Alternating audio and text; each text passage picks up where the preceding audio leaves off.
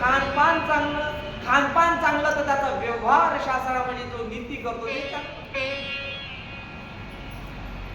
जोपर्यंत हे आपल्याला कळणार नाही सुमनातल्या बाजू, तोपर्यंत श्रीमद भागवत महापुराणामध्ये आपण प्रवेश केला काय आणि कथाही सांगितली काय, यामध्ये असंख्य कथा आहे, पण या कथेचा भाव काय सांगतो, हा भाव मी आजच्या तारखेमध्ये सांगून राहिलो.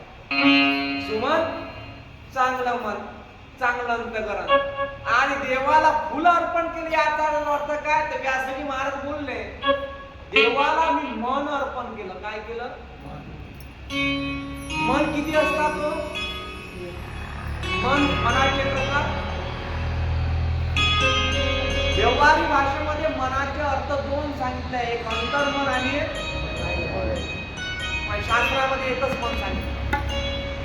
आणि ते मन तुम्हाला गीतेच्या अध्यायामध्ये मिळेल.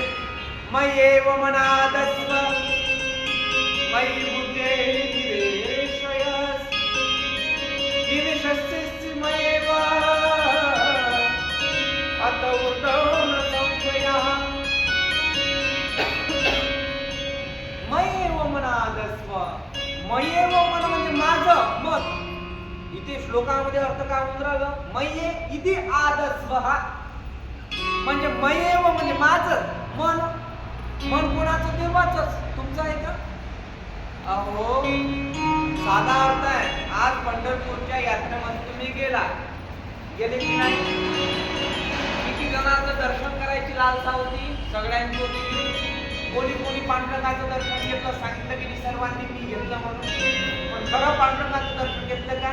काय काय काय काय काय पांडुरंगाच्या स्वरूपामध्ये कसं दिसते त्याचं रूप स्वरूप कसं आहे? संत परंपरेमध्ये एक अभंग आले आहे.